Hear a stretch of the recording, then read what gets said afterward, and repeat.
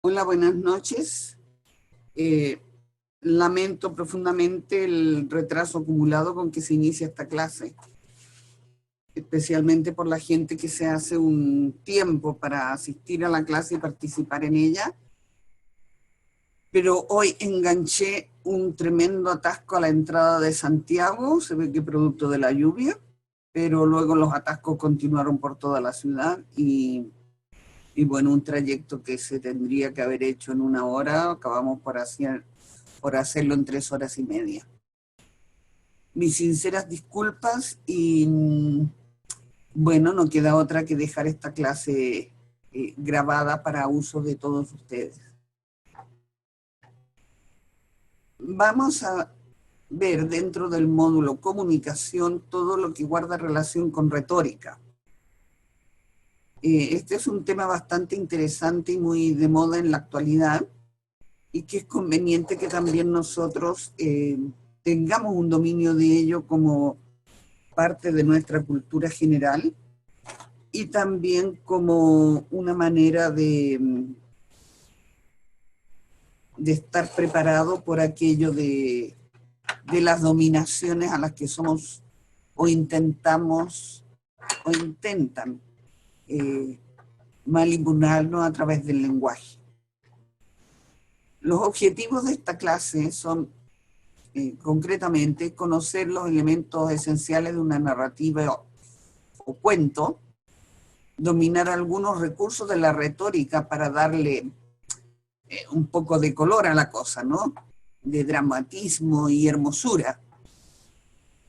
Y mejorar nuestros usos del idioma para persuadir, que ese es el objetivo de la retórica en definitiva, ¿no? Persuadir. Bien. ¿Qué es lo que se define? ¿Qué se entiende por retórica?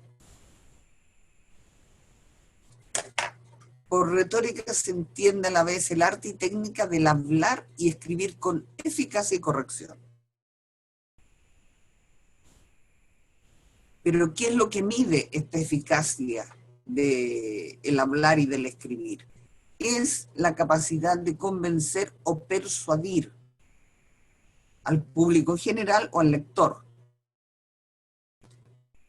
También busca provocar un sentimiento determinado o deleitarlo, ¿no? Atraerlo, atraparlo, asustarlo también, como en las películas y en las novelas de terror, ¿no? Tenemos que la retórica es una herramienta que la usamos todos en definitiva, ¿no? Porque todos somos cuentistas, pero con más énfasis la usan, por ejemplo, los abogados, particularmente en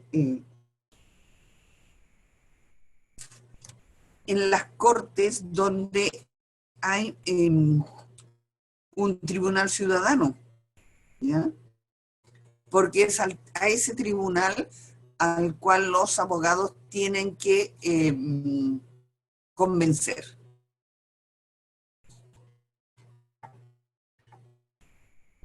Vamos a ver los elementos de la retórica. ¿Cuáles serían los elementos de la retórica? Tenemos por una parte lo que se cuenta, el cuento, la historia, la narrativa. Hay profesiones, por ejemplo, en el derecho, se estudia la historia del caso, ¿no? Pero no sé si en sus estudios forma parte también el realizar una narrativa o con las características propias de una narrativa creíble, ¿ya? Y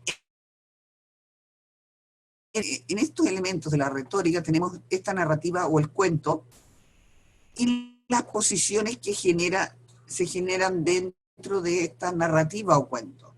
En el caso de un juicio se está generando una posición de delincuente o infractor de la ley y el otro una víctima. Y al otro abogado le corresponde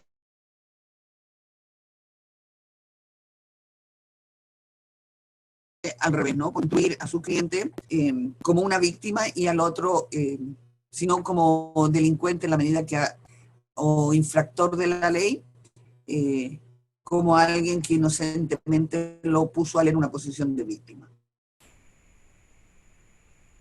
Tenemos siempre las posiciones, que los relatos están al servicio de las posiciones, porque las historias que contamos no son gratuitas, ¿no? Y luego tenemos las figuras retóricas. Las figuras retóricas vienen de alguna forma desde la retórica generada en la retórica misma, y otras veces también son figuras que se toman de la poesía. Vamos a ver algunas más adelante. Bueno, decíamos que la narrativa o el cuento. Somos cuentistas, somos escuchadores de cuentos. Yo diría que sí. Contamos cuentos y somos escuchadores de cuentos, ¿no? Entonces, siempre cuando, no sé, un amigo o una amiga va a hacer algo especial, decimos, bueno, ya, y cuéntanos, ¿cómo te fue? ¿Ya? Haznos el cuento de los eventos aquellos.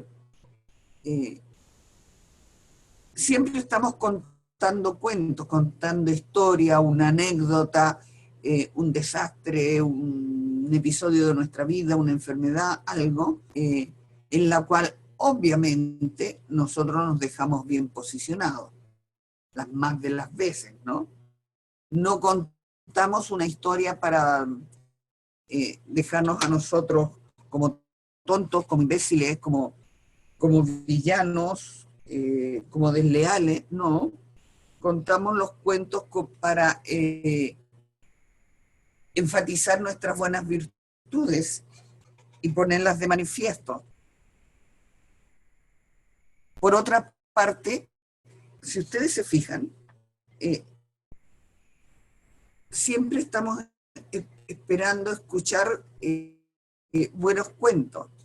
Encendemos la televisión y ¿qué buscamos? Una película. ¿Y qué es una película? Una historia, una narrativa, un cuento, pues, con determinadas características. O vemos una teleserie que también es un cuento, pero en capítulo.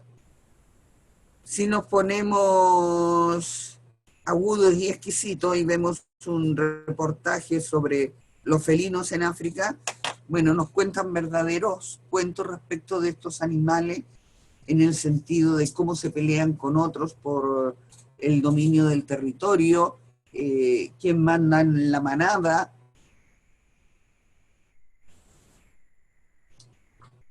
Muchas veces, muchos de ellos pues tienen como elementos del cuento importante un apareamiento, un parto, ¿ya?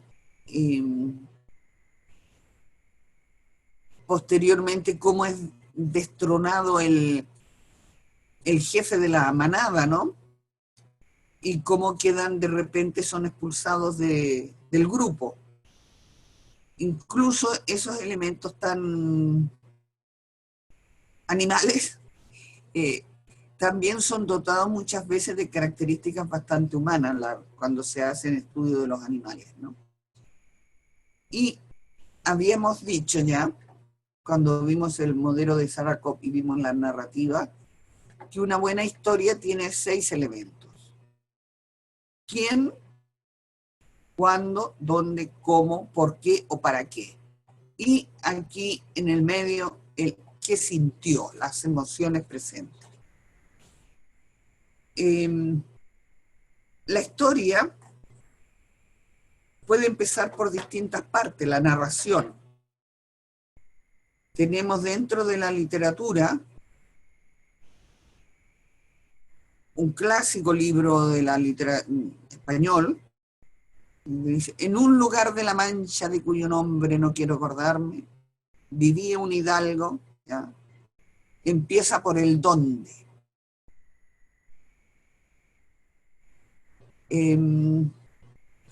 Otros, los relatos como más tradicionales, empiezan con el quién, ¿no? Describiendo a los personajes. Otros empiezan por el dónde, entonces describen primero el escenario y después introducen a los personajes, especificando un tiempo, ya sea mañana, tarde, noche, invierno, verano o año.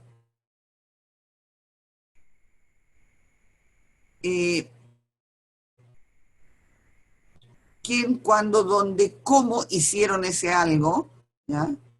Para qué lo hicieron y por qué lo hicieron.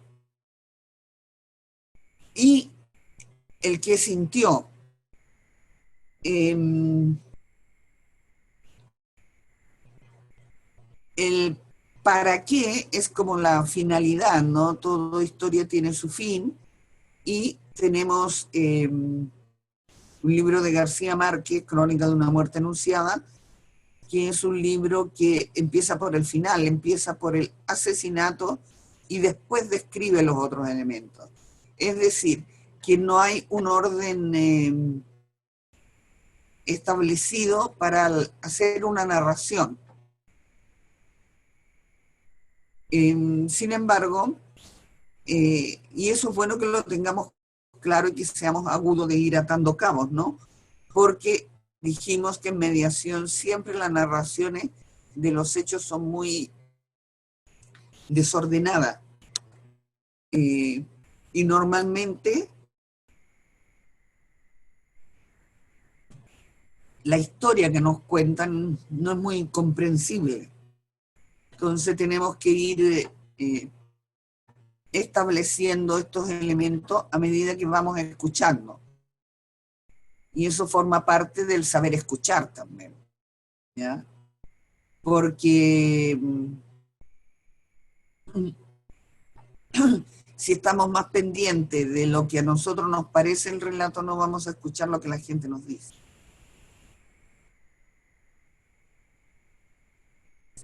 Desde la retórica se dice que una buena historia es coherente.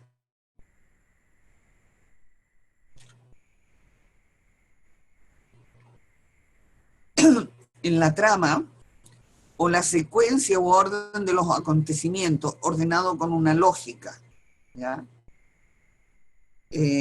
Una pareja se casa, ella llega virgen al matrimonio, tienen relaciones sexuales, ella se embaraza y da a luz un hijo.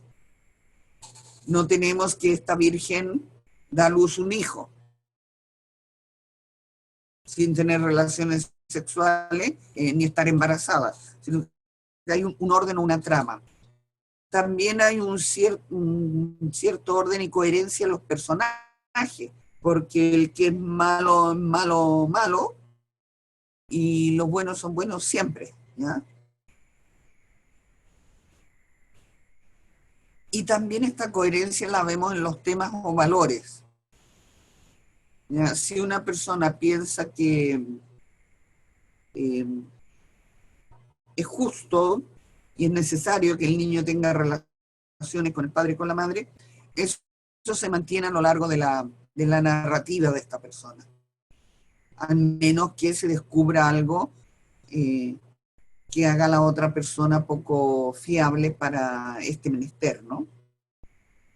Y estos elementos de la coherencia en la historia, en el conflicto se hacen bastante patente porque aparte de ser una narración desordenada y a veces falta de coherencia, pero nos da la impresión siempre de que es como si le faltara un capítulo a la novela, ¿ya? Como que si se saltaron, si no están hablando de las vacaciones, como que si se saltaron ciertos días que no contaron lo que había ocurrido en esos días, ¿ya? Hay ahí algo que respecto de lo cual no se sabe y que sería lo que terminaría de aportar coherencia a esta historia.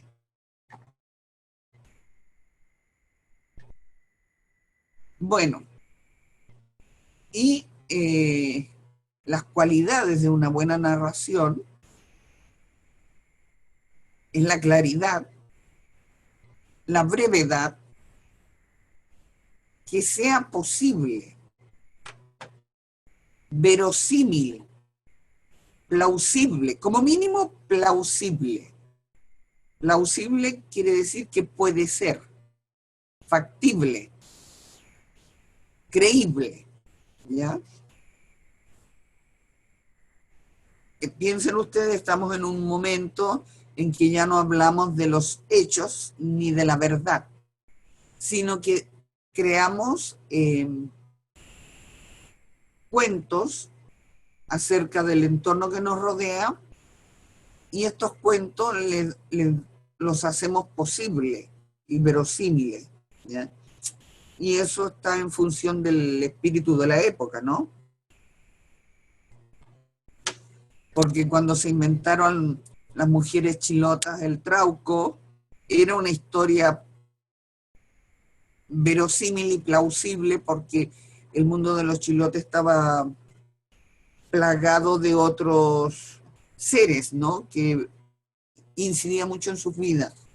Pero hoy en día, pues, con toda la información que hay, nadie se creería que llega un monstruo extraño a embarazar a las mujeres cuando el marido está afuera. Y de todas maneras, un elemento importante de una narrativa es que sea bonita y dramática. Son los aspectos estéticos que le añaden dramatismo. Estos elementos ustedes lo van a utilizar después al analizar, al hacer el trabajo práctico del análisis de los discursos de los líderes, ¿ya? La claridad, si es un discurso claro, si es un discurso breve, si es posible, verosímil, factible, y si es bonita o dramática la historia que cuentan.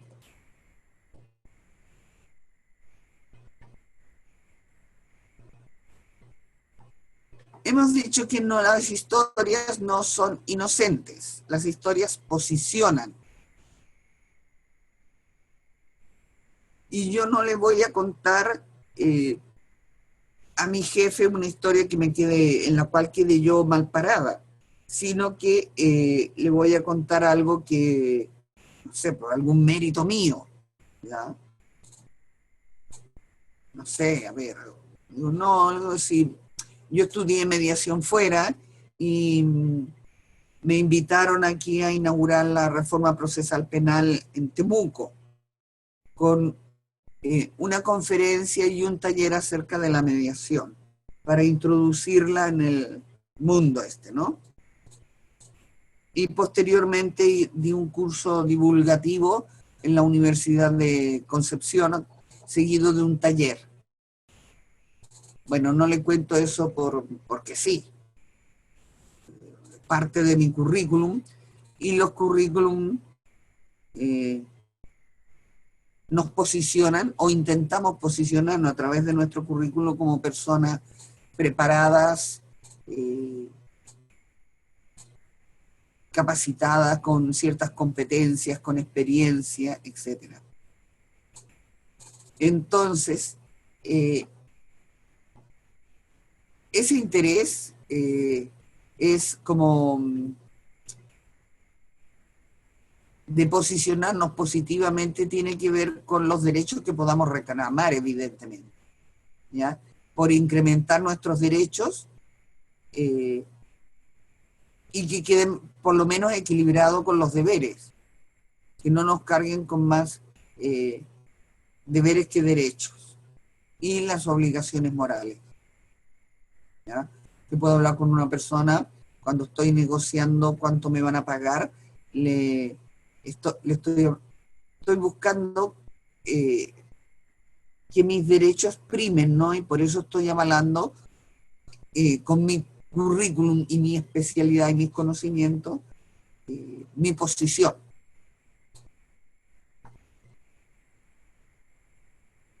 Bien.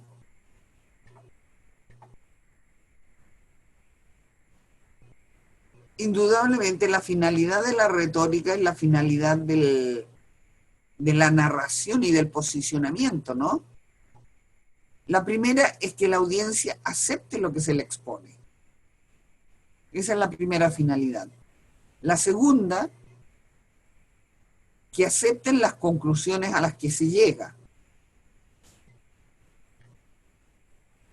Que en el caso que les contaba, pues, lo ideal sería que dijeran, oh, esta persona es una profesional muy capacitada y hay que ponerla en la primera categoría para la remuneración, por decir algo, ¿no?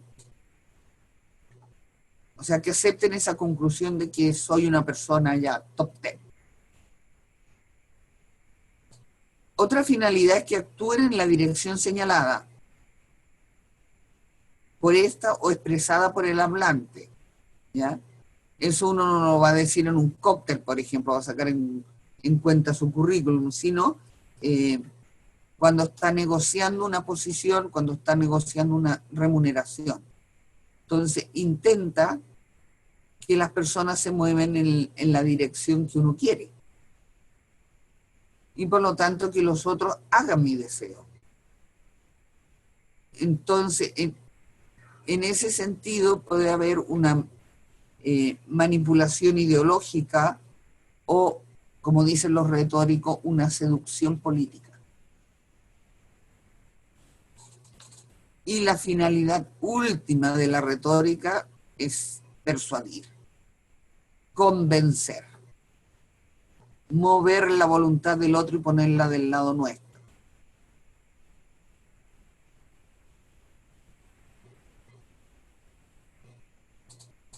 ¿Qué sería persuadir? La persuasión es un proceso, no persuadimos con una palabra, ¿ya? Tiene por fin cambiar la posición o lectura que una persona hace de determinados eventos, para que asuma la posición o lectura que asume la persona que habla. El sacerdote que predica intenta influir en su audiencia de tal manera que mueva a los incrédulos, a los de fe débil, a estar de acuerdo con lo que él dice.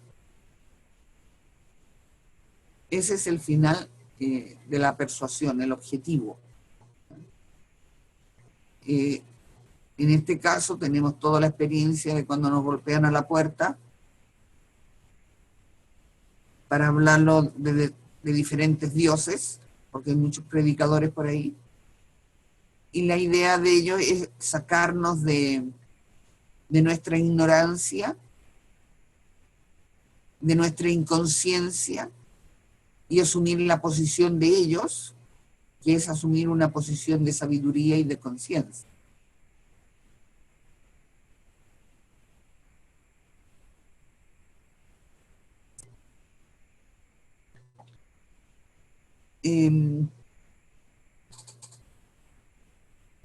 Aquí hay un tema que tiene que ver con la lógica y la retórica.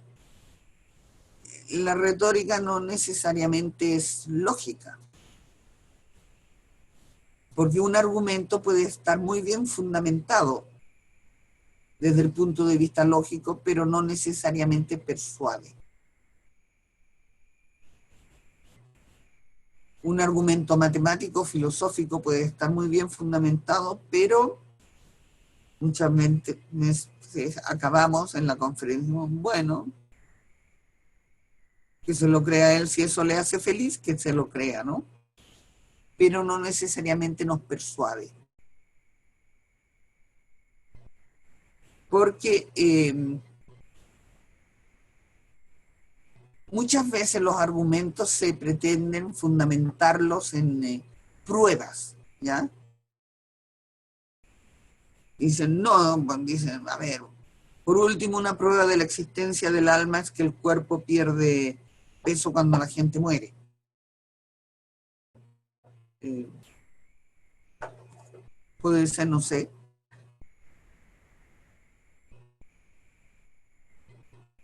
Pero esa persona está fundamentando esa creencia en el peso del cuerpo. Pero por mucho que lo fundamenten eso y otras cosas, puede que no nos persuada. Porque para persuadir se necesita algo más redondo, ¿no? Una historia, una narrativa en torno a esos hechos. Y hay un elemento aquí muy importante que es la emoción asociada a esos hechos. Porque es la palabra emocional la que nos conmueve. Y nos conmueve con la persona que está hablando. Nos moviliza. Y nos moviliza de la posición en que estamos a la posición que quieren ellos que estemos. Es esa carga estética o dramática la que realmente hace de una historia que sea persuasiva.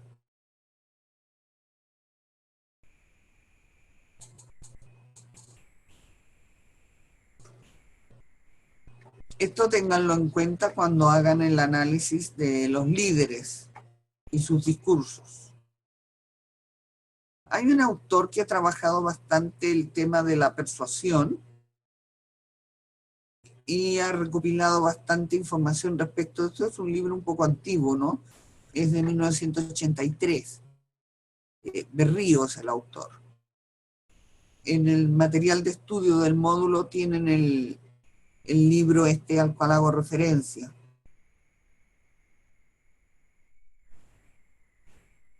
Y dice Berrío que la persuasión depende del conocimiento que el hablante tenga del auditorio o de la persona a la cual se dirige. Si yo sé más o menos lo que piensa respecto del tema que voy a tratar, si sabemos lo que cree, lo que valora, lo que ignora su historia personal y sus ambiciones, sabremos cómo argumentarle a esta persona, cuáles son sus puntos débiles, sus puntos sensibles. Y le hablaremos a ese aspecto de esa persona. Esto es bien importante, el conocimiento del hablante, del auditorio. Hay personas que parten descalificando al auditorio, ¿no? Y dicen, bueno, no sé, aquí todas mujeres, las mujeres no suelen ser profundas en sus análisis. Entonces, yo no puedo empezar una conferencia menospreciando al público, porque ya de por sí me posiciono de una manera poco amigable y la gente se va a defender de mi discurso. Por lo tanto, es importante el conocimiento que se tenga del auditorio. Otro elemento que señala también Berrío como importante es la verosimilitud del relato, que parezca cierto o verdadero. Hay unos relatos que, sin ser cierto, son buenos relatos y cumplen una función instructora como son las fábulas. ¿Ya? Las fábulas hablan de muchas veces de animales que asumen ciertas conductas humanas, ¿no? Eso evidentemente no tiene ni una posibilidad de ser cierto, verdadero, no plausible, ¿no? Pero se acepta como una historia con una moraleja. Pero en los otros casos, el relato tiene que parecer verosímil, ¿ya? Aunque sepamos que no es verdadero, pero podría serlo, ¿ya? Berrío señala que la persuasión depende también de la llamada a las emociones, porque si estamos haciendo esta evidente, esta asociación, palabra, valor, emoción, y dramatizamos, realmente están todos los ingredientes eh, necesarios para conmover al público.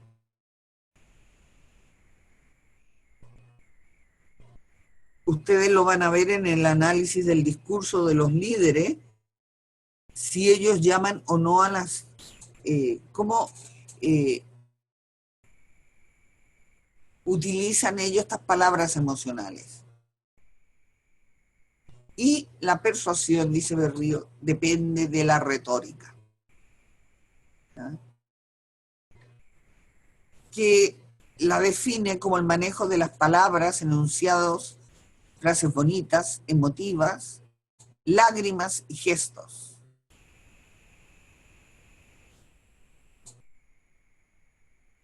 Tenemos, por ejemplo, un gesto que es propio de la retórica de los políticos y que la usan también los monos, es tomar en brazos a las crías, a los niños, en el caso de los humanos, y besarlos,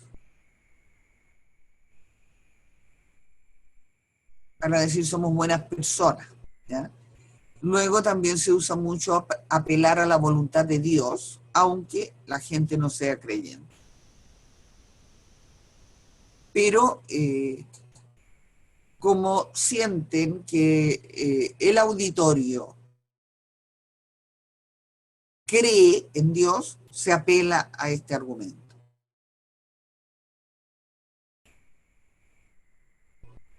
Y la dialéctica es un elemento muy importante en la persuasión.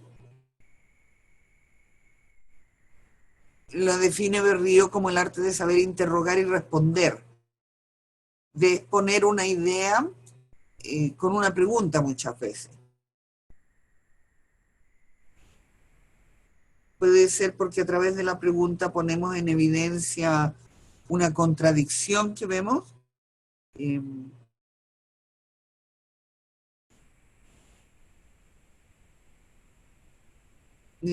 yo diría, no sé, por ejemplo, en una mediación podemos estar frente a unas personas que no tienen en cuenta realmente a sus hijos eh, como personas, ¿no? Sino lo están en una moneda de cambio y un objeto de conflicto. Entonces decimos nosotros, yo me pregunto si realmente los derechos del niño están realmente imperando en este país. Y creo que en realidad esto de que el niño sea considerado una persona, un sujeto, eh, dista mucho de ser una realidad. Entonces es una reflexión que se pone como pregunta y como respuesta. Eh, Cosa que también la hacen los líderes, ¿no? En sus discursos.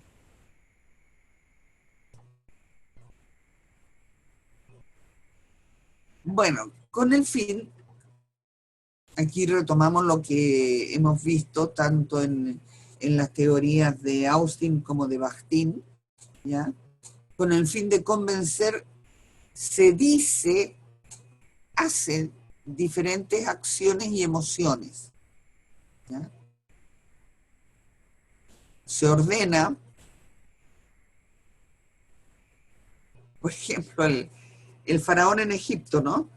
El faraón era, la clase muy culta era la única que conocía el calendario egipcio. Y eran los únicos que sabían cuándo se iba a producir la crecida del Nilo.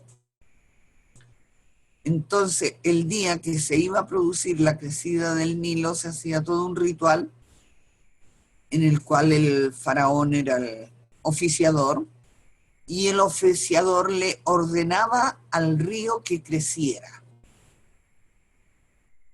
Y el río crecía.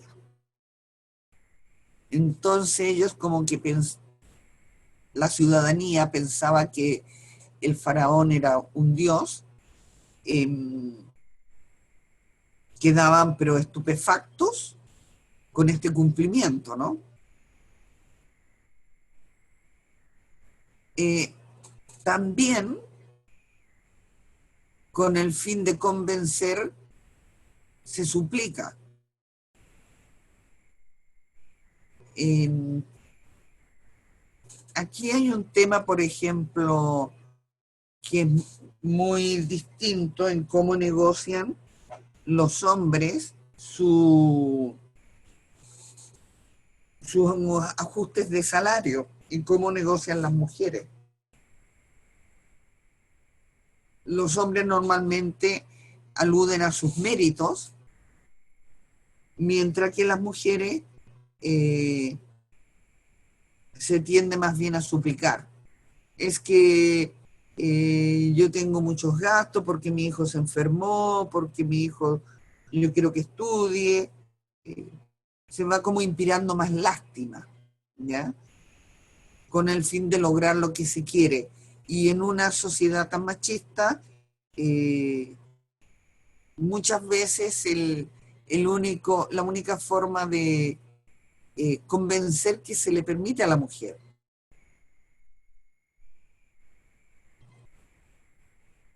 Se pide, así muy correcta, y pedir es como más neutral, ¿no? No es ordenar ni suplicar. Es como considerar al otro más en una relación más simétrica. Se exhorta, se queja, ¿no? Yo que trabajo todo el día para que ustedes estén cómodos, y mira, ahora que necesito que saquen la basura, nadie me hace caso, ¿no? Ahí hay una queja que pretende convencer que el otro haga lo que se le está pidiendo. Y te prohíbo que llegues después de las 10 de la noche a la casa porque es muy peligroso, porque esta calle es oscura, etc. Se duda y se manifiesta un deseo. Y fíjense ustedes, en estos bins, ¿ya? La persona que ordena siempre tiene este gesto, ¿no? Del brazo estirado.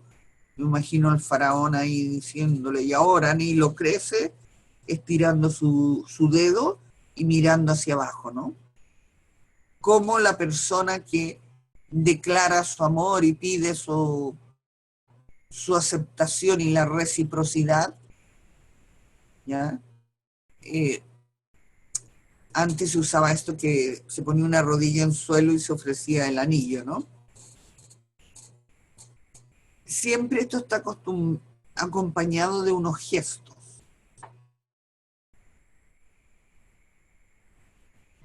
Como la persona que está suplicando o rogando no necesariamente está tan postrada como aquí, ¿no? Pero hay una posición de eh, agacharse, no mirar muy a la cara, sin eludir la mirada, pero sin sostener esa mirada, porque sería ya una cosa desafiante. las posturas corporales en general tienen que estar de acuerdo con la acción que se está realizando, porque no puede ir uno sacando pecho y suplicando, ¿ya? Más bien cuando se suplica se esconde el pecho.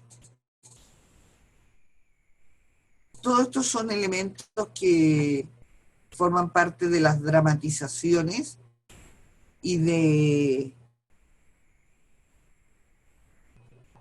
la retórica, ¿ya? Vamos a ver algunas figuras retóricas. La comparación o símil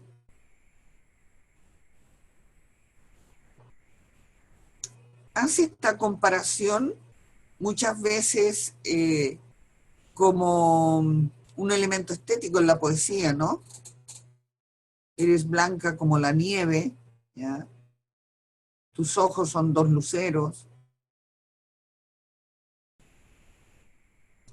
Por una razón estética o por una razón de persuasión concretamente, ¿ya?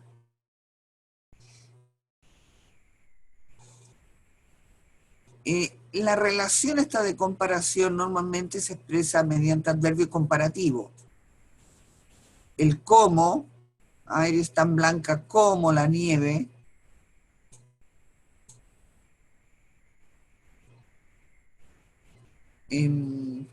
así, tal como, del mismo modo o similarmente.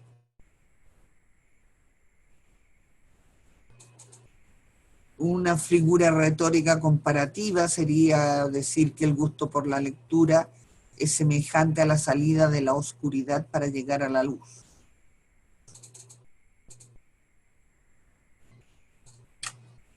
Salir de la oscuridad de la ignorancia para llegar a la luz de la sabiduría.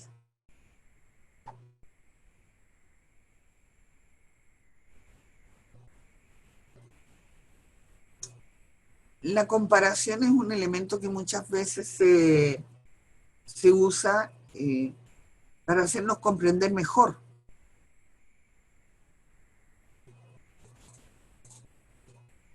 Porque el vocabulario lo sentimos limitado, entonces utilizamos esta figura para expresar mejor nuestra idea.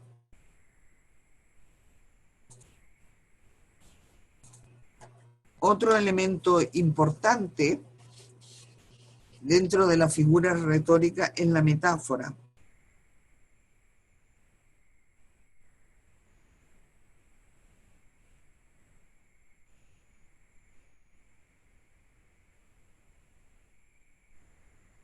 En la metáfora la comparación es más directa.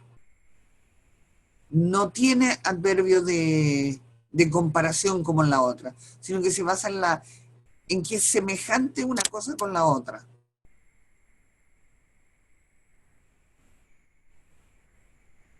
Y nos ayuda a ilustrar algo nuevo, un elemento nuevo que estamos aportando al discurso basándonos en algo ya conocido.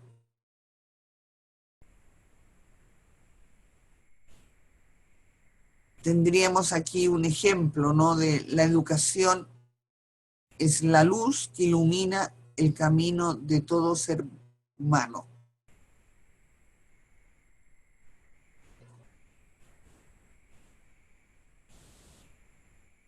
La mayoría de la gente sabe lo que es la educación, pero sí se habla de la educación como luz que ilumina los caminos, se le da mucha más fuerza y más contenido a la misma educación. Entonces, mediante esta imagen, eh, se aportan una serie de elementos que son fundamentales al primer elemento que se aporta, en este caso la educación. Esto es curioso esto de las imágenes, cómo antiguos, los clásicos, tenían la retórica como un saber básico. La matemática y la retórica eran fundamentales en los estudios, en la época del trivium y del quadrivium, ¿no? Y es curioso esto de las imágenes, porque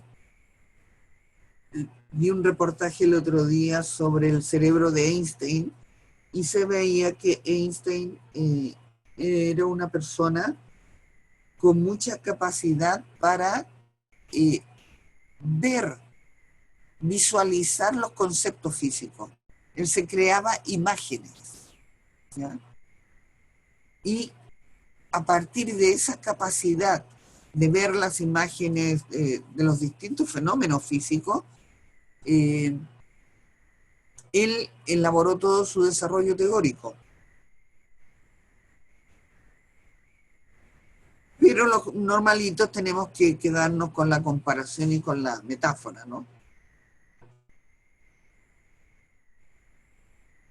Bien.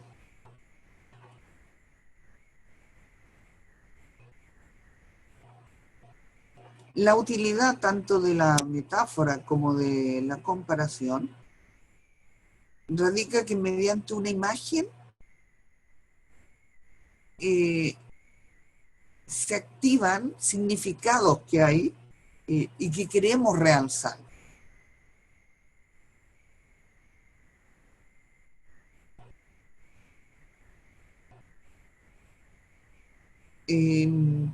Vamos a ver aquí un ejemplo de un señor que decía en un gran debate que había sobre el repartición del patrimonio de la pareja, ¿no? Él decía, yo no entiendo es que haya dos maceteros. Uno es el departamento y ese no lo toca nadie.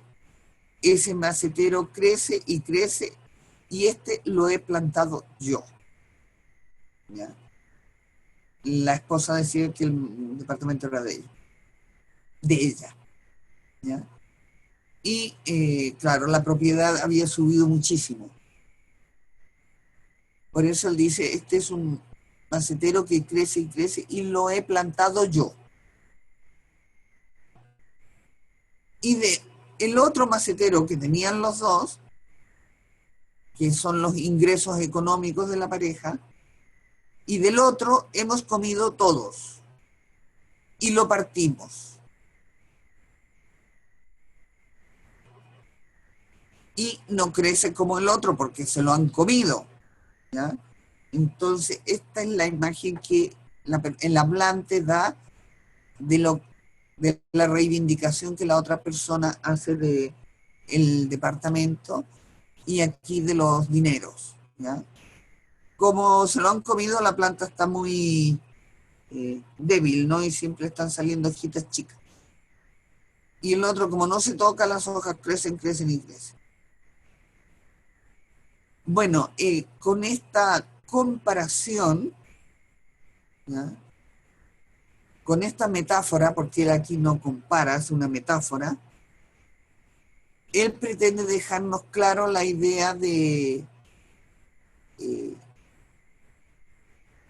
de los dos elementos importantes del patrimonio.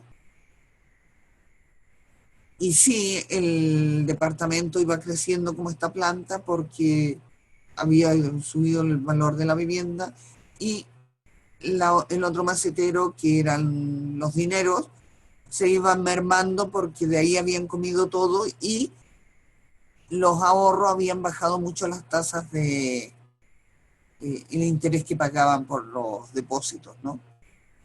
Entonces el otro iba cada vez siendo más menor, digamos, el valor que tenía. Bueno, aquí tenemos una ilustración cómo una persona eh, utiliza este recurso para que se entiendan los fundamentos de su argumentación. Otro elemento que tenemos es el eufemismo. Y se describe en los libros de retórica el eufemismo como el acto de cambiar una palabra considerada cruda, desagradable, vulgar, por otra más suave, más finolis, ¿no? Los chilenos en esto, ¡buah!, somos una bala para el eufemismo. Siempre estamos, nunca se... Hay muchas palabras que se consideran crudas, desagradables o vulgares. ¿Ya? En este país no se puede decir culo. ¿Ya? Hay que decir pompis, trasero, popó o lo que quieran, ¿no? Tampoco se puede decir teta. Hay que decir pecho, hay que decir mamas, ¿ya? Pero teta jamás. Y así pues cambiamos, consideramos muchas palabras como vulgares. Y también la gente no va, nunca nos pide en el baño para ir a mear, ¿ya?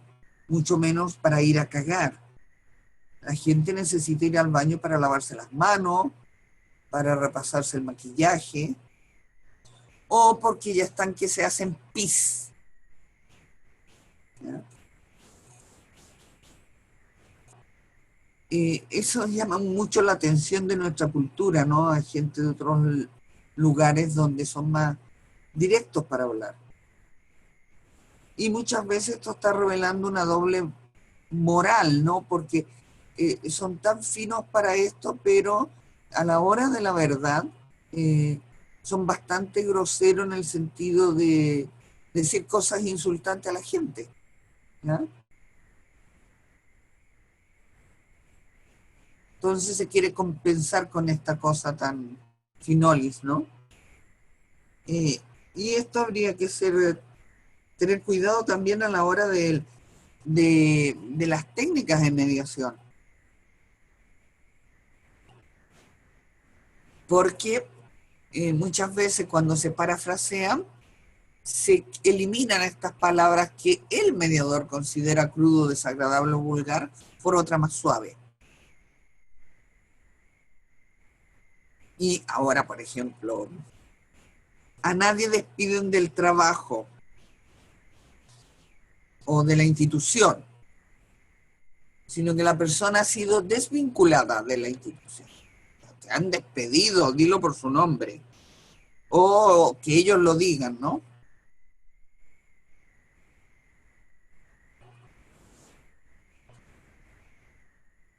Antes se hablaba del obrero y después se empezó a hablar del trabajador manual. O, por ejemplo, las empleadas de casa particular pasaron a llamarse asesoras del hogar. Ahora se les pone un nombre a todas bastante neutro. La realidad sigue siendo la misma, pero ellas pasan a ser ahora las nanas, ¿ya? Todas se llaman nana. Entonces, ahí está la doble moral, porque ya no hablan de, oye, necesito contratar una empleada. No, necesito una nana. Entonces, la doble moral, ¿dónde estaría ahí en este concepto concretamente? Estaría en que yo a esa persona no le estoy diciendo ni chacha, ni criada, ni empleada, pero le estoy negando su nombre, porque igual esa persona no se llama Nana, sino se llama Susana, o se llama Pepa, o se llama Josefa, yo qué sé, ¿ya? Pero le estamos negando el nombre y la estamos tratando como parte de una categoría.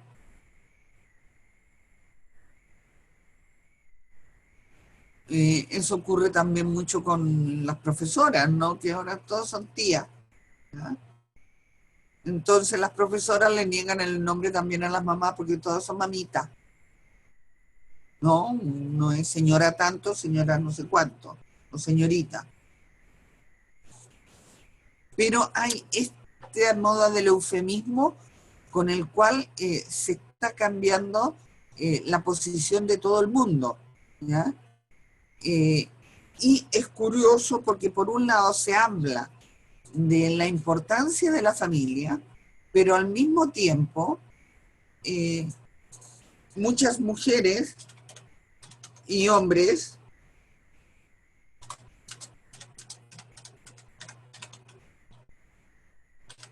tratan al joven de hijo, ¿ya?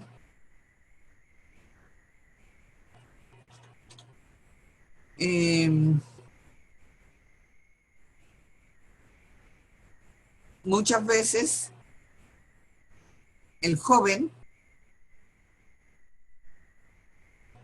vamos a poner aquí la flechita,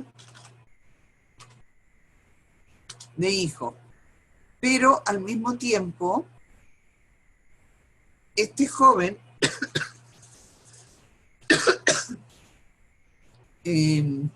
trata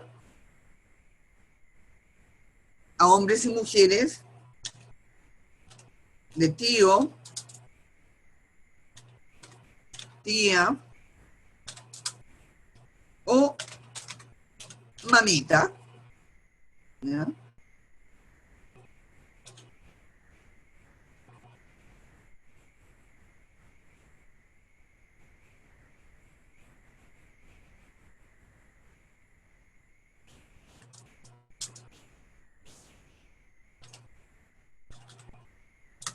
Ajá.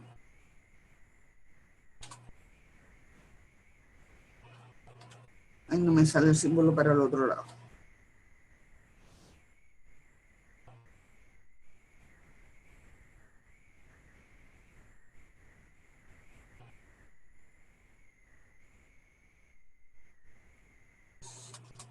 ¿Eh?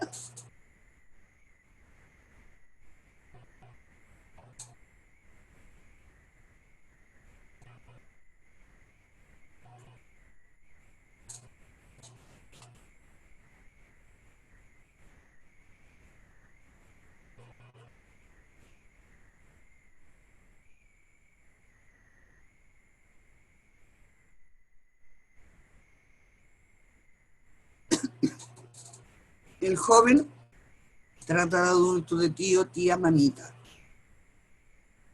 Entonces,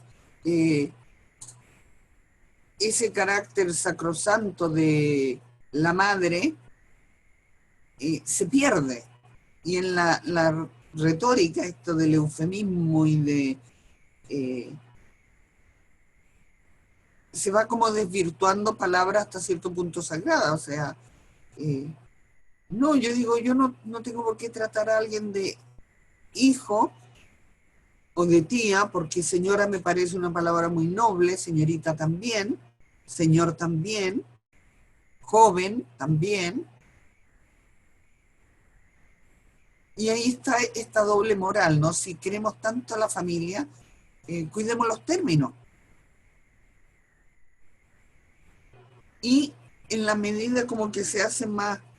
eh, es curioso porque al mismo tiempo que defienden esta familia, como que hacen de la familia ya como más light, ¿no? Y donde todo el mundo puede ser mi hijo. Pero al mismo tiempo, eh, yo estoy poniéndome en una situación de superioridad respecto de esta persona joven, ¿ya? Porque si yo le digo joven, estoy aludiendo a su edad, ¿ya? O señorita, estoy aludiendo a una condición de estado civil quizás. Pero no me estoy posicionando como superiora. Y cuando a mí me tratan de tía o de mamita, y yo lo admito, acepto ya un diálogo en donde me quieren sacar algo. Bueno, aparte del eufemismo tan propio de nuestra cultura, tenemos esto de la repetición, ¿ya? es curioso esto de la repetición. Dice, aumenta el sentido de presencia en la argumentación sin añadir nada nuevo. Dice, era pobre, pobre. Y aquí tenemos la publicidad chata de eso. Es que esto es rico, rico, es bueno, bueno. ¿Ya? Siempre se van repitiendo los elementos para enfatizar la calidad, ¿ya? O la cualidad, mejor dicho. El sentido de presencia es un elemento de la retórica que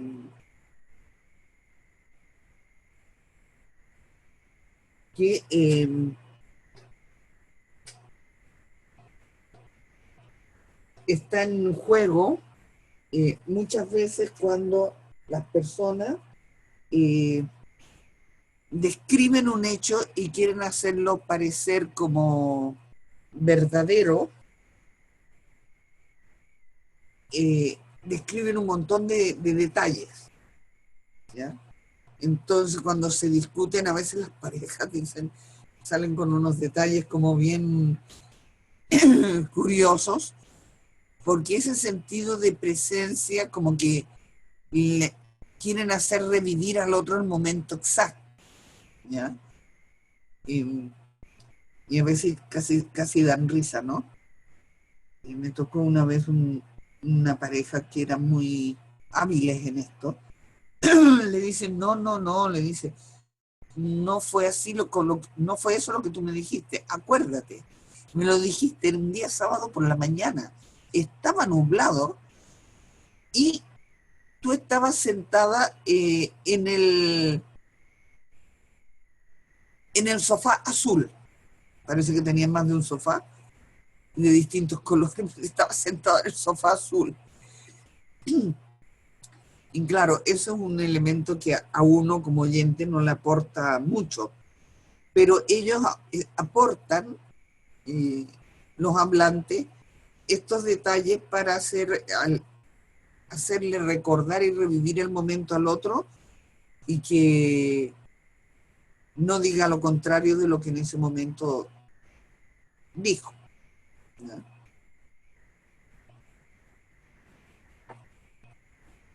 Tenemos aquí el famoso, esas son algunas de las figuras retóricas como las más importantes, ¿no? Que ustedes las van a ver en los discursos también. Tenemos aquí el lenguaje corporal.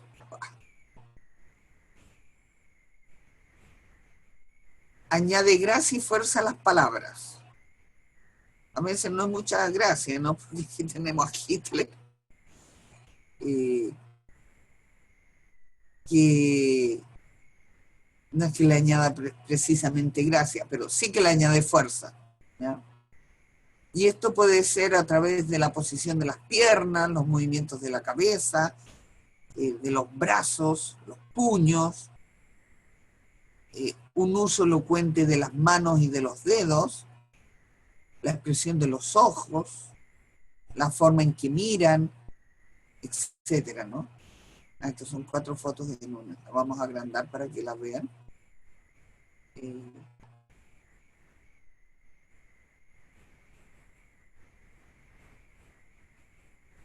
No es que tenga cara precisamente de buenos amigos este hombre cuando hablaba, ¿no?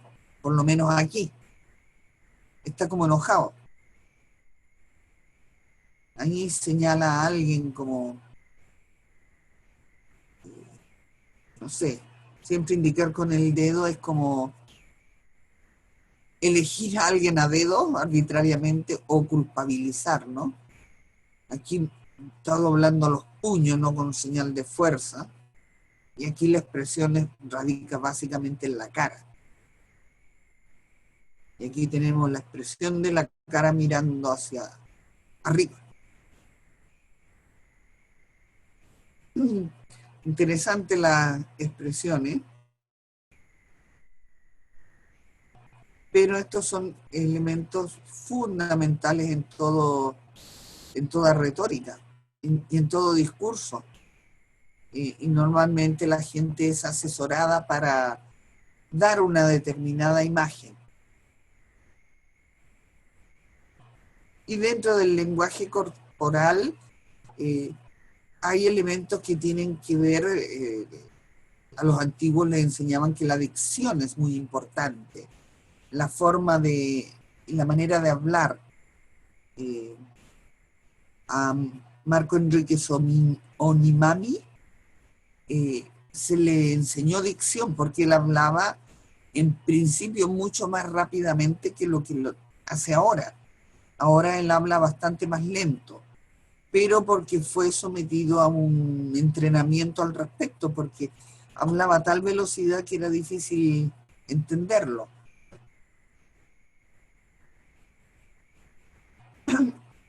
Aparte de la correcta pronunciación, tiene que ver la velocidad con que se habla, el tono de voz, los gestos, dijimos posición de pierna, cabeza, brazo, las manos, la expresión de los ojos, el deambular,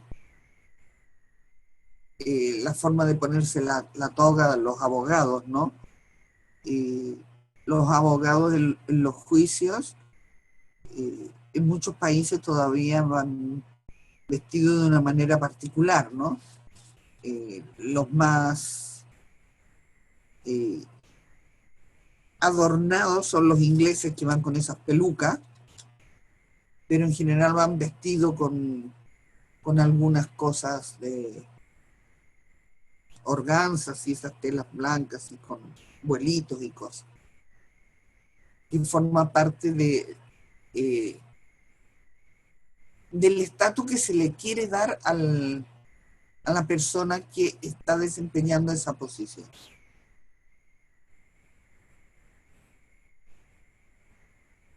Y como le pasó a Onimami, se dice que todo se aprende y nunca se sabe lo que nos puede pasar como para querer aprender más cosas, ¿no? Puede que como oradores nosotros seamos como este joven que está aquí, que hablamos y cruzados de brazos y apenas movemos la cabeza. Y aquí tenemos una imagen que dicen que es Demóstenes el que está aquí. Demóstenes, su historia era un caso muy curioso. Dicen que era tartamudo de nacimiento, cosa que poco rara porque normalmente los tartamudos tienen un punto en su historia vital a partir de donde empezaron a tartamudear. Bueno, lo concreto es que Demóstenes decidió superar este problema y él se iba a la playa a hablar y se llenaba la boca de piedras y le hablaba al mar. Y bueno, Demóstenes llegó a ser uno de los oradores más famosos de su tiempo, ¿ya?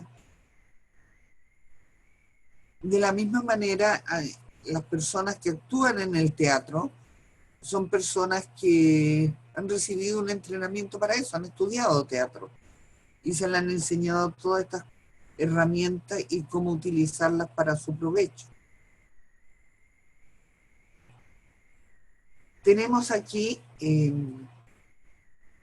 dentro de la concepción clásica de la retórica, la tradición griega y la escuela latina o romana, que marcan distintas partes del discurso, ¿ya? La tradición griega habla de una introducción, un planteamiento del caso y una argumentación, donde se sitúan los personajes y se ampara, se protege y se ensalza uno en detrimento del otro. Por su parte, la escuela latina o romana tiene también una introducción, una narración y después tiene las pruebas,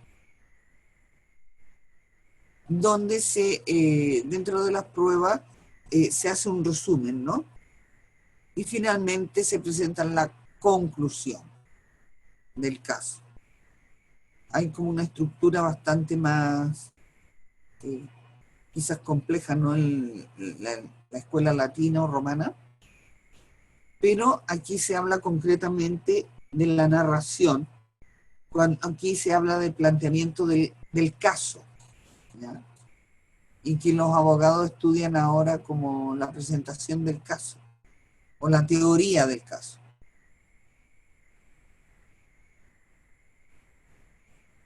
Bueno, siempre se hace una introducción, nunca se empieza hablando del tema así de una forma pura y dura, ¿no? Aquí hay una narración con todo lo que significa una narración, que es distinto a la teoría del caso, pero aquí en la narración están las pruebas, que en el caso del planteamiento del caso también están incluidas ahí. Y después se argumenta y aquí se concluye.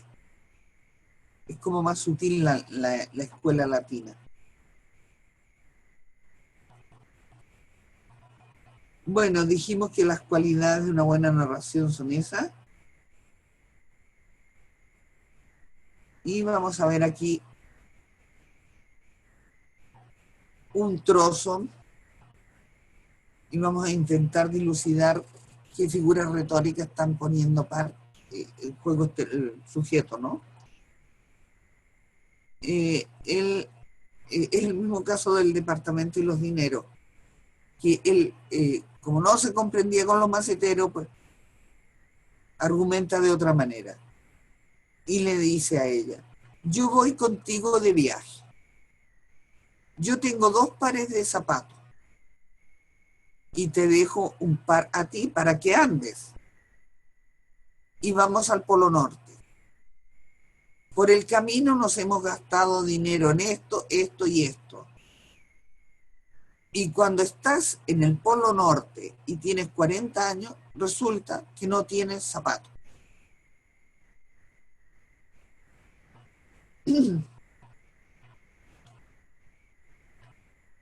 ¿Qué serían los zapatos en este caso? ¿Qué está haciendo él?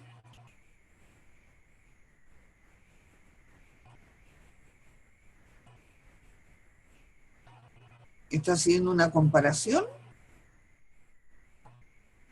La comparación se expresa mediante el verbo comparativo, así, tal como, del mismo modo. En cambio, la metáfora es una comparación implícita, directa. Entonces ellos tenían un departamento y unos dineros. Una vivienda y unos dineros, que es lo que suele ocurrir con mucha frecuencia, ¿no? Entonces aquí dice, yo voy contigo de viaje. ¿Ya? Yo tengo 2 pares de zapatos y te dejo un para ti. O sea, te doy la mitad de lo que yo tengo para que camines por la vida. Y vamos al Polo Norte. Nos hemos gastado dinero en esto, esto y esto.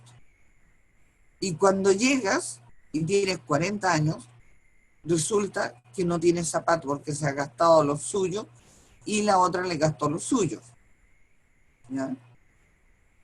Entonces él está haciendo aquí una comparación quizá un poco más difícil de comprender, pero esto, yo voy contigo de viajes, bueno, yo vivo contigo, no hemos pasado la mitad de nuestras vidas juntos, y te dejo la mitad de lo que yo tengo. Pero, claro, después, y me gasto yo la mitad que yo tengo.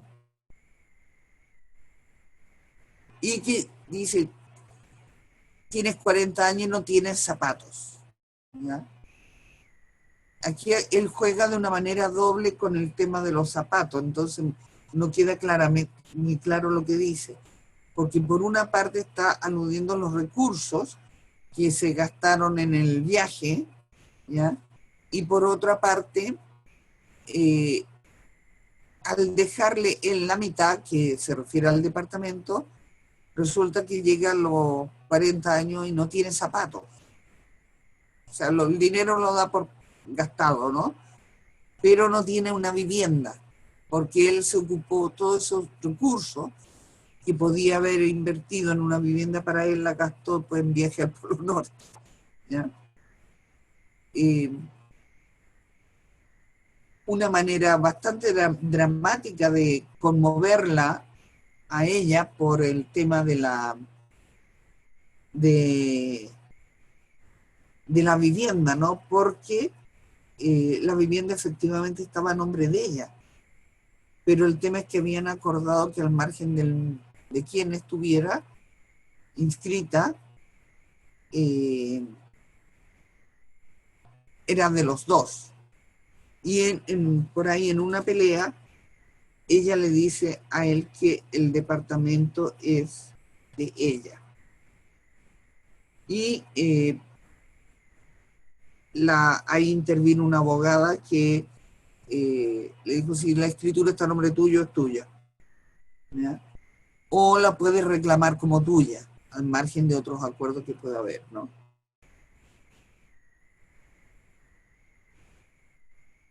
Bueno, no había manera de conmover a esta mujer y ella, por eso él utilizaba todos los recursos que podía con el dominio que él tenía del lenguaje, ¿no?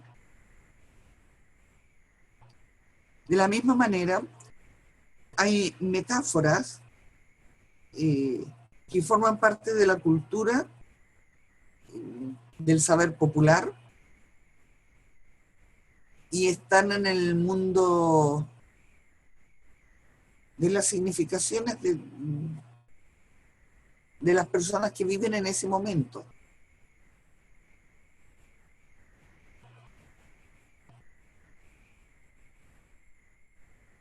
Y las personas las reconocen, ¿no? Como significativa. Hay frases que son, pero tremendas, ¿no? No sé, yo tenía una profesora que era una bala para y tenía un bagaje de refranes populares tan amplio que era impresionante y para cada situación ella tenía su refrán. Entonces una vez me dijo que fuera a su casa, que estaba en una parte muy alta y había que subir una escalera bastante larga. Entonces ella me dice, me describe el camino, me dice, y ahí vas a llegar a una escalera, me dice, que es más larga que Esperanza de Pobre. Yo me quedé, me pareció como demasiado ilustrativo su refrán, ¿no?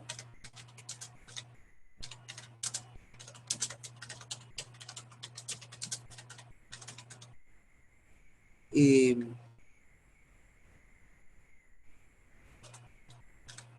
lo encontré dolorosamente ilustrativo.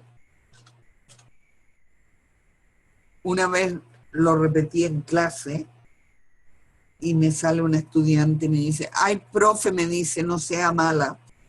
Le digo, no, le digo, yo no soy mala. Le digo, pero nuestra realidad social es muy mala. Se quedó toda perpleja ella, ¿no? Es curioso cómo me atribuyó a mí la maldad al decir esto, pero impacta.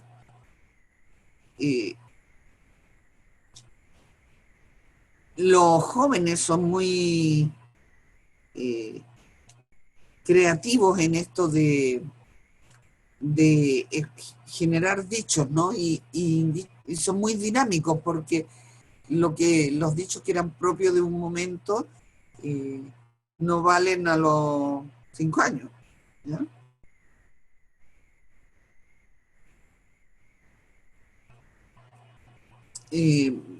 Intentando convencer a un joven del uso del preservativo, nos decían, eso es más fome que lavarse los pies con bota. No, eso es lo mismo que lavarse los pies con bota, decía. O es lo mismo que comerse un caramelo con papel, ¿ya? Eran sus contraargumentos, ¿ya?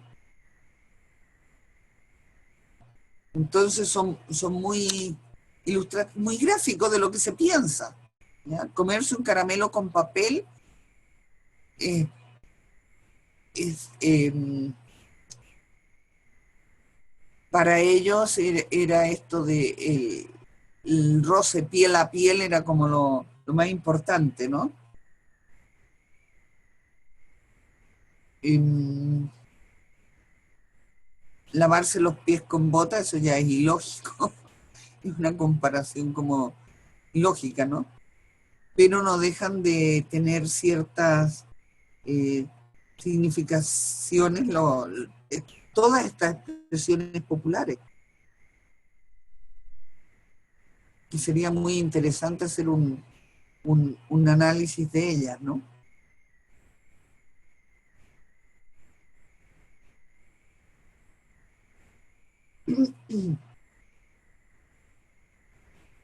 Hay gente que rechaza y critica la retórica por calificándola de florituras del discurso, pero se quedan en lo superficial, no van más allá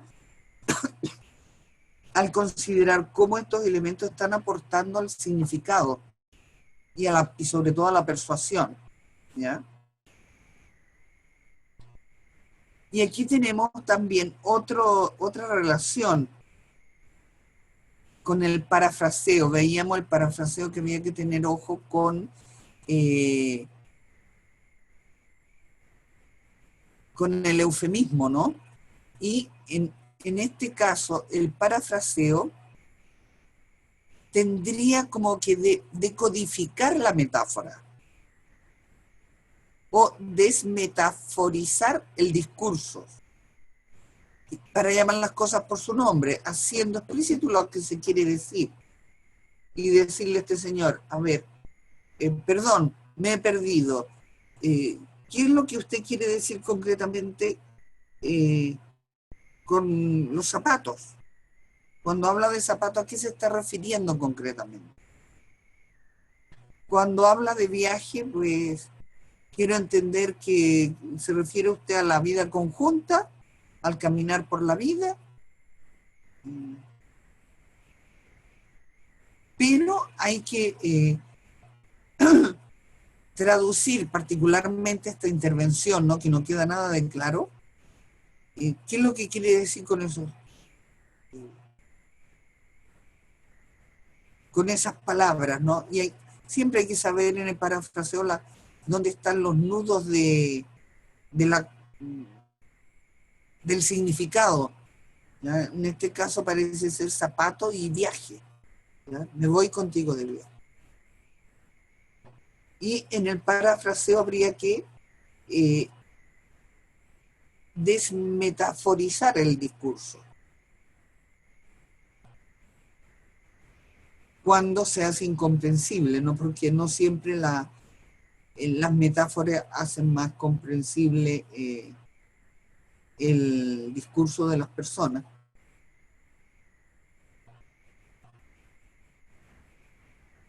Bueno, hay también que diferenciar lo que es retórica de lo que es el palabreo. Esto es una cosa realmente impresionante, el palabreo, y que tiene que ver un poco con los eufemismos, ¿no? Esta manía de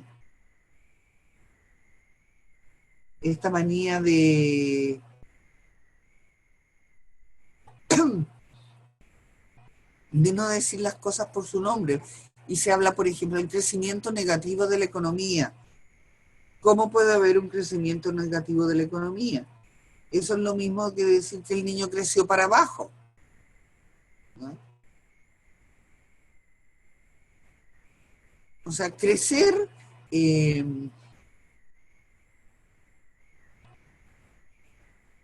el símbolo de crecer de la economía, si lo vemos en un diagrama, sería así la producción, ¿no? Y un crecimiento y un no crecimiento de la economía, la representación en la flecha hacia abajo, es lo opuesto. Entonces, el crecimiento es crecimiento y el desarrollo de la economía ha sido negativo, pero el crecimiento negativo no. Pero forma parte del palabreo con que se... y de los eufemismos, ¿no? De sembrar la confusión en el discurso.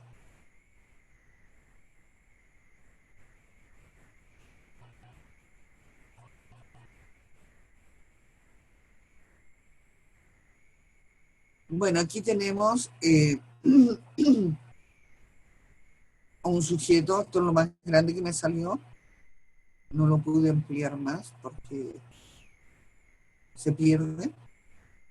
Es una entrevista que hice al final de una mediación. Estaban grabadas en cintas de video la mediación y a partir de ahí se hacían los estudios, ¿no? Dice la entrevistadora, hay otra cosa, viendo algunas cintas de lo que ha sido el proceso de mediación, a mí me ha parecido muy encomiable lo que ha sido tu lucha por el respeto personal y por tus derechos, ¿no? Y en este sentido, y a los acontecimientos que tú revelas, ha habido un cambio y una consideración de ti como persona. Pero así como me queda clarísimo tu lucha por el respeto y tus derechos, no sé si atendí suficientemente bien a la grabación. Pero no me queda claro cuáles serían tus deberes respecto a Ana y respecto a Marcela. José se mueve incómodo en la silla, mira como asustado. Concrétame un poco más porque yo tengo claro cuáles son mis deberes. Cumplir como padre, ser responsable en todo, no evadirme de nada. Y aquí se ríe, baja la vista y hace una pausa. Como así estoy haciendo y no sé. Bueno, esto desde el punto de vista del discurso es digna de un análisis porque él hace toda una utilización del lenguaje pero bastante salvaje, ¿no? Primero dice concrétame un poco más porque yo tengo claro cuáles son mis deberes. Entonces todo eso lo dice como para darse tiempo, porque su postura corporal indica que la pregunta ha dado un poco en el clavo, ¿no? Porque él era una persona que se definía única y exclusivamente en función de sus derechos. Él nunca se definía ni pensaba que tenía responsabilidades y deberes respecto de la madre de su hija y de su hija. Entonces él dice, bueno, cumplir como padre, ser responsable en todo, no. Dice, no evadirme de nada.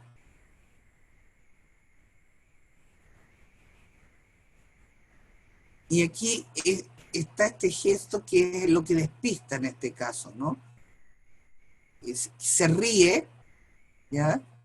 Y baja la vista, y como la persona avergonzada que la pillan en falso, ¿no? Como así estoy haciendo y no sé. ¿Mm?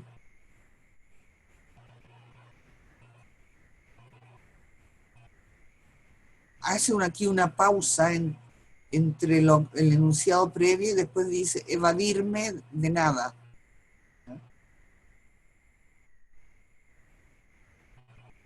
hace todo un juego entre la evasión de sus responsabilidades y lo que él está haciendo. Pero por una parte, su risa indica que realmente no se hace responsable de nada, pero hace toda una tarea de ingeniería del lenguaje al hacer una negación de la doble negación. Bueno, le digo, dice, tú dices no evadirme de nada como lo estoy haciendo, un poco contradictorio, ¿no? No me evado de nada, al contrario. A ver, vuélveme a preguntar, dice. A ver, igual te escuché mal. Puede ser que te haya escuchado mal. Tú decías mi responsabilidad es cumplir como padre.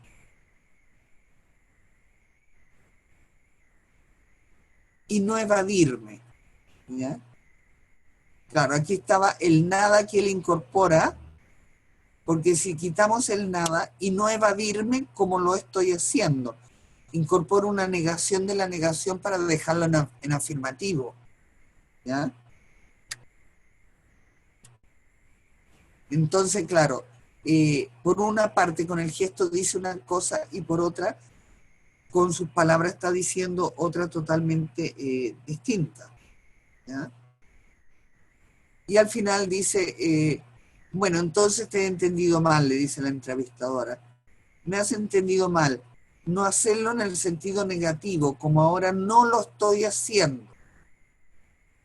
Como siempre he hecho no hacerlo. A lo mejor es la negación de la negación la que no queda clara. Bueno, de todas maneras, una persona como bastante retorcida a la hora de comunicarse, ¿no? Porque normalmente los humanos no hablamos así. Pero eso forma parte de,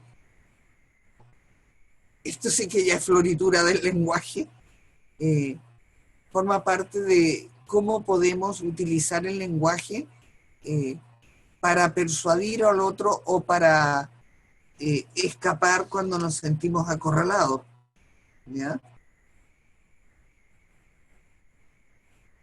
Aquí hablan los autores, en este caso Ferclo, de metadiscurso, donde el hablante está situado por sobre o fuera de su propio discurso y está en posición de controlarlo y manipularlo.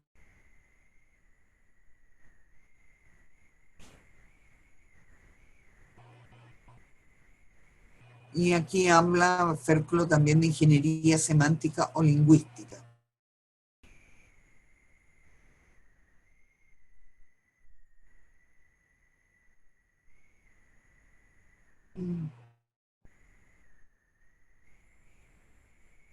Bueno, aquí un poco de referencia a los antiguos clásicos.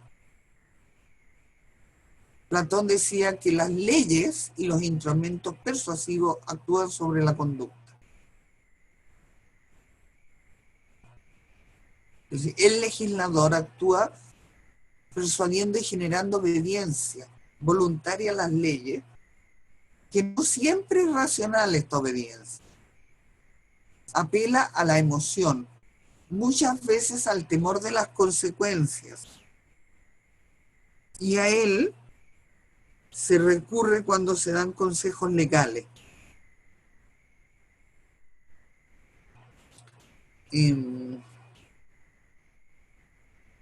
Esto es bastante interesante y se usa exactamente, ¿no? Porque los consejos legales, según para dónde tire el abogado, si estamos trabajando todos con un mismo abogado,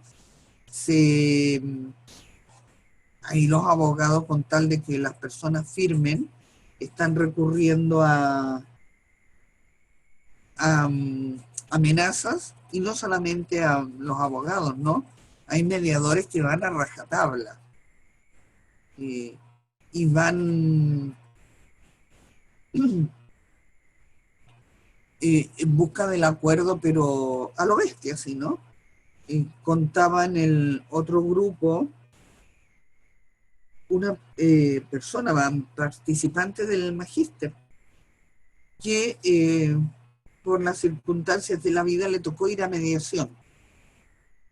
Entonces, qué bueno que la mediadora le había dicho, bueno, aquí tenemos que ver el tema de los niños y cómo queda la situación de los niños y llegar a ciertos acuerdos respecto de ello. ¿Y qué aspectos vamos a tomar? Ella lo decía todo, ¿no? Ella informó de todo, ¿ya? Aquí tenemos que acordar en cuanto a la relación directa regular, a la custodia compartida y otros aspectos prácticos. Pero no les dejó en ningún momento, les preguntó qué querían o qué pensaban, ¿ya? Y en este caso no hubo chantaje, ¿ya?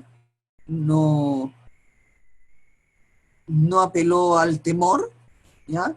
Pero sí encuadró muy rígidamente de qué iba el tema de la mediación y tal. Ella propuso en un momento dado otro tema, pero ella no le dio cabida, ¿ya? Contaba una vez Folger en un seminario que hice con él, que conocía un mediador que tenía el récord de los acuerdos en ese distrito en Estados Unidos. Y después alguna persona que había ido a mediación con él había comentado que este hombre tenía unos videos de lo que eran los juicios. Algo así como la película de Kramer contra Kramer, de cómo trataban los abogados a las personas cuando iban a juicio. Entonces los asustaba, le decía, bueno, aquí ustedes o llegan a un acuerdo aquí o van a juicio y les puede pasar esto. Entonces, evidentemente, la gente llegaba a un acuerdo ahí, porque no quería el maltrato de un juicio oral, ¿no?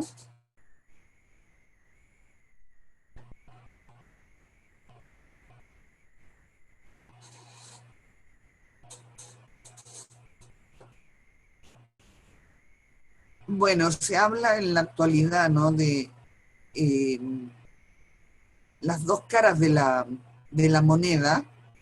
Decíamos que no es esta cosa tan lógica, ¿ya? Que lo verosímil no va por la vía de la lógica, sino va por la vía de lo plausible, ¿ya? Y está la otra que enfatiza lo plausible, ¿no? Con el uso cotidiano del lenguaje, los detalles para construir la historia y dar esa sensación de presencia y utilizar todos los recursos habidos y por haber para sacar la mejor parte del debate, del enfrentamiento, de la disputa, del conflicto, de lo que quieran, ¿no?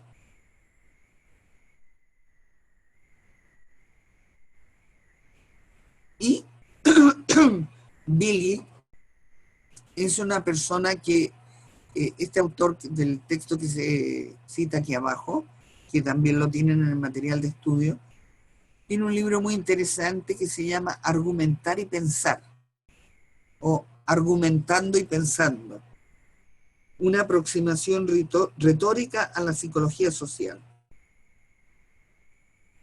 Esto corresponde a una de las primeras aproximaciones de estos temas desde la psicología. Y señala bien que siempre hay que adaptar el discurso al auditorio, ¿ya? Yo recuerdo en una oportunidad que aquí en la Universidad Diego Portales me pidieron un seminario de divulgación de la mediación, cuando recién se estaba implementando aquí en Chile, ¿no? Y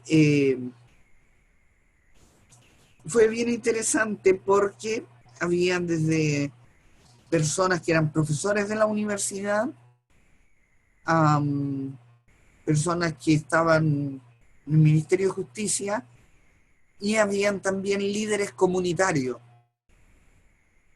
presidentes de juntas de vecinos, de organizaciones de mujeres, etc. Entonces, evidentemente, el discurso mío no era era un discurso muy distinto del discurso del magíster, porque aquí muchos de ustedes tienen cierta formación y práctica en la mediación, Entonces el discurso lo adapté a ese auditorio tan heterogéneo, haciéndolo comprensible y verosímil para todo el auditorio. Entonces, evidentemente, el lenguaje era bastante más sencillo, con bastantes ejemplos en relación a conflictos comunitarios. Yo sabía de qué organización eran las personas que estaban ahí para poner los ejemplos. Entonces, el discurso hay que adaptarlo al auditorio. Pero había un profesor de la universidad, un chico bastante joven, que acababa de terminar su doctorado, ¿no? Entonces yo decía algo y el otro sacaba el autor y el año. Entonces yo podía decir esto y él decía, sí, eso lo dijo Billy en 1987. Entonces, claro, yo no cité jamás a ningún autor porque me parecía muy arrogante un discurso de ese tipo para personas que no estaban familiarizadas con diversas teorías sobre un mismo tema. Entonces yo adaptaba el discurso y el otro lo desadaptaba. Entonces al final la gente se reía. Bueno, ¿y cómo sacamos la mejor parte de todo este cuento?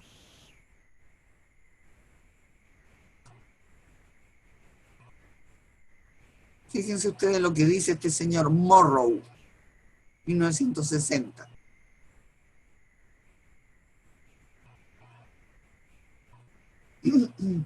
La ciudad creta de Platón,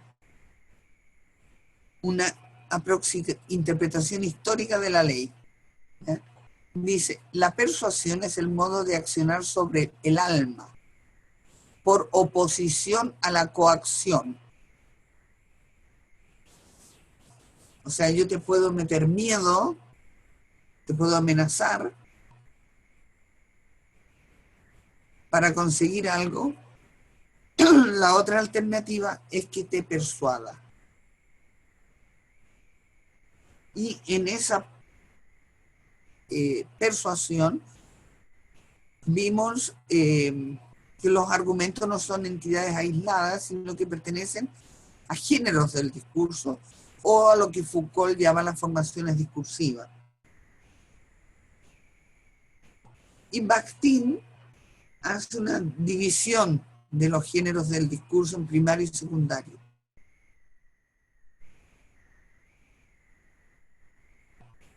El primario es como toda cosa primaria, ¿no? Cuando hablamos de una persona que es muy primaria, es como muy sencilla, ¿no? Entonces son todas las locuciones, dice, que forman parte de la vida vivida.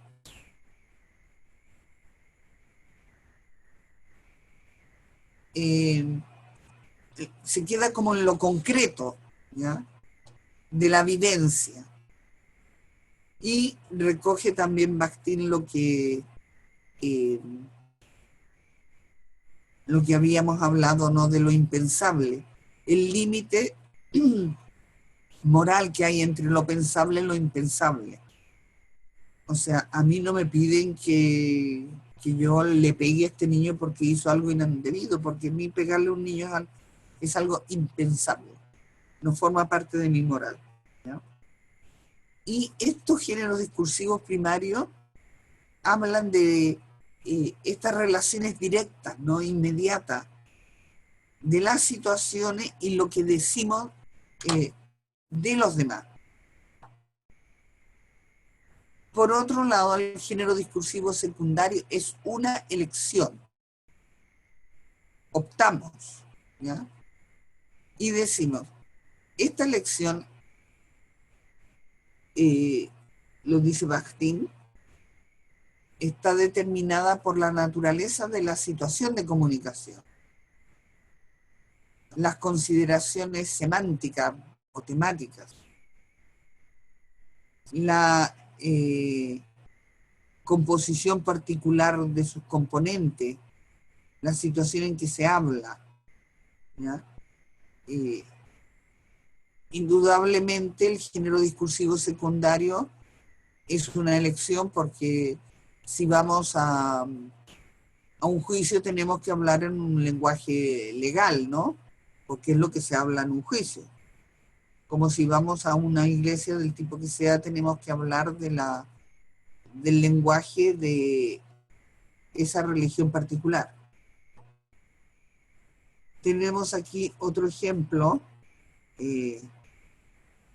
sacado de una sesión individual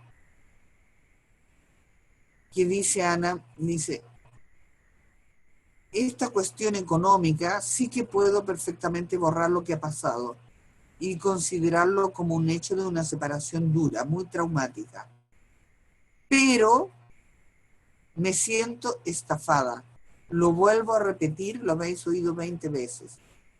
Pero no quiero que esta persona, esa forma intolerante que en su momento actuó así, quede conforme, impune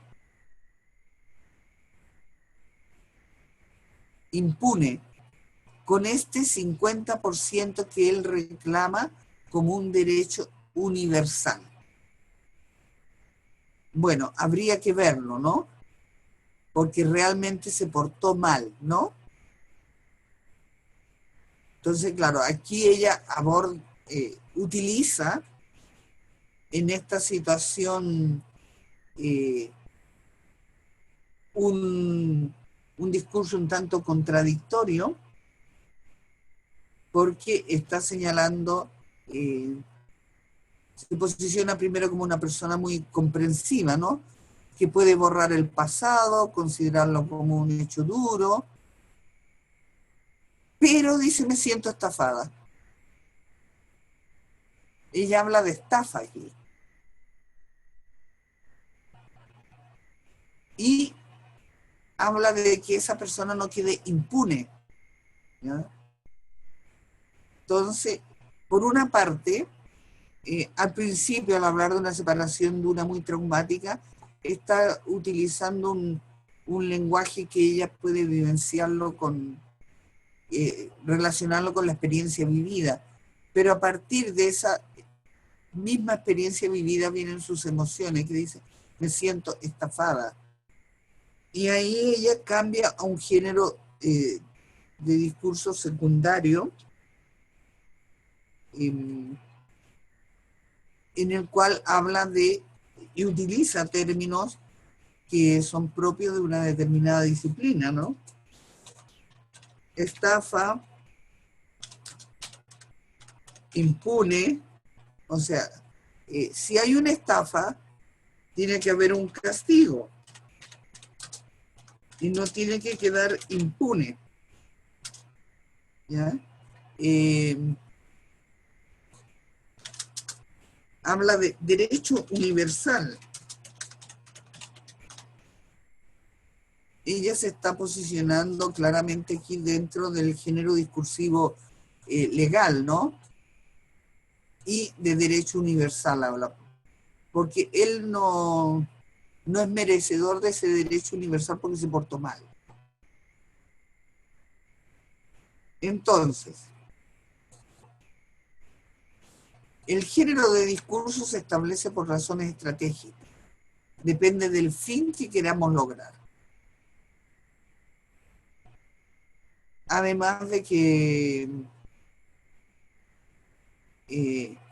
cuando aludimos a los géneros del discurso, podemos poner orden en el debate, porque aquí dice, bueno, a ver, pero yo le habría dicho como mediadora, ¿no? A ver, pero ¿de qué forma sientes tú que tiene que castigarse esta persona? ¿Ya? ¿A qué te refieres con derecho universal? ¿A un derecho humano? ¿Que todos somos igualmente dignos y si tenemos una torta tenemos que repartir mitad y mitad o qué? ¿Ya? Aquí se faltó clarificar pedir claridad respecto a estos temas. Estos mediadores se tomaron como la sesión individual, como mera catarsis, y bueno, aquí había bastante basureo y poco trabajo para mover a las personas, ¿no? Entonces ella no es muy graciosa también en cambiar de un género de discurso al otro, porque habla por una parte como muy comprensiva, ¿no? Puedo borrar lo pasado, ¿ya? Y considerarlo como un hecho de una separación dura, muy traumática. Pero, y vuelve a lo mismo, no me siento estafada, hay que castigarlo, no puede quedar impune, no se merece el 50%, etcétera. No cambie con gracia de género de discurso.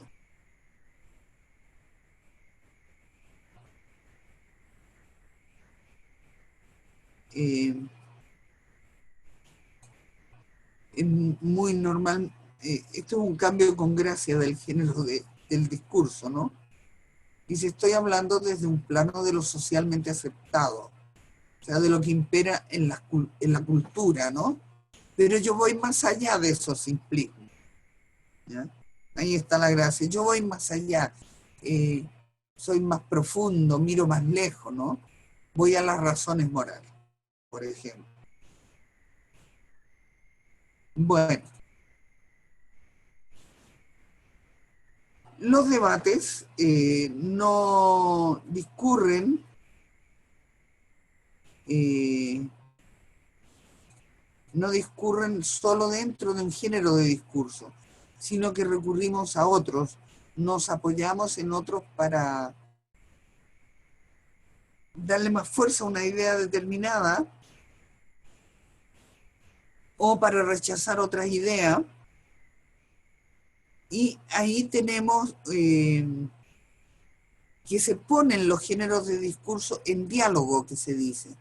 Entonces uno puede decir, bueno, pero este problema, si lo miramos legalmente, significa esto, esto y este otro.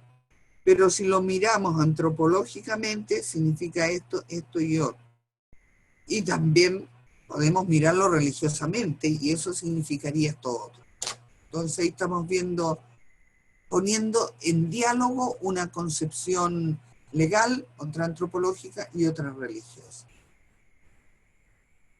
Esto de la retórica, van a ver, analizando esos tres tremendos discursos que tienen que ver para el trabajo, van a ver lo potente que llega a ser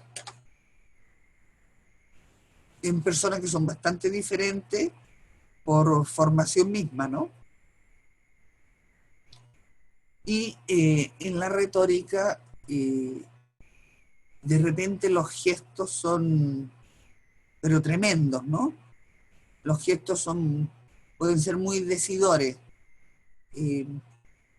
Se habla mucho del dedo de Lagos. Yo no estaba en Chile en ese tiempo, entonces no sé, pero se ve que él salió en la televisión y aludiendo a algo de Pinochet, lo señaló, apuntó así con el dedo, y se hablaban de un gesto muy retórico. Pero hay un gesto que sembró mucha perplejidad en muchos países, y tiene que ver con una pregunta de un periodista.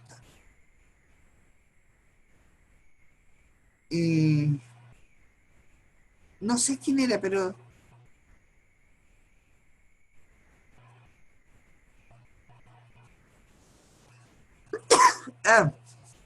bueno, entrevista a alguien del Mercurio,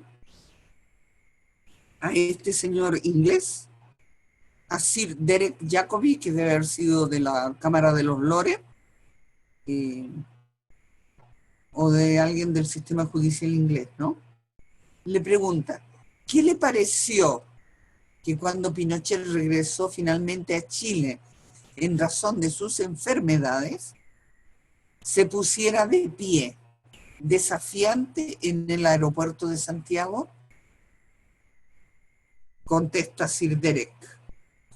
Dice, fue un momento extraordinario. Cuando se paró tras aparecer aquí, en Inglaterra, ¿no?, derrumbado en su silla de rueda, fue como decir, los engañé a todos y gané. Fue algo digno de un escenario teatral. Y fíjense ustedes que él no abrió la boca, ¿no? Pero no solamente había un seguimiento en Chile del tema, piensen ustedes que este caso removió y todas las campañas que se organizaron por ese entonces se vincularon con la creación del Tribunal Internacional de La Haya, para que hubiera un tribunal que juzgara los delitos de lesa humanidad ocurrido en cualquier parte del mundo, particularmente en contra de grupos, no tanto contra individuos, sino grupos, ya sean estos grupos religiosos, étnicos o de ideas. La retórica es un gesto, la retórica son palabras, son figuras del lenguaje que la podemos utilizar para darle fuerza a lo que decimos y sobre todo para convencer al otro.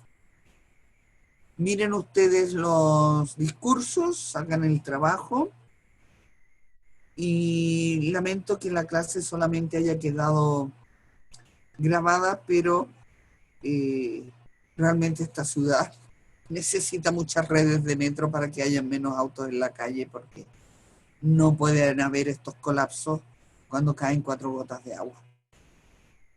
Bueno, que sea productivo la realización del trabajo. Y nos vemos en la próxima clase.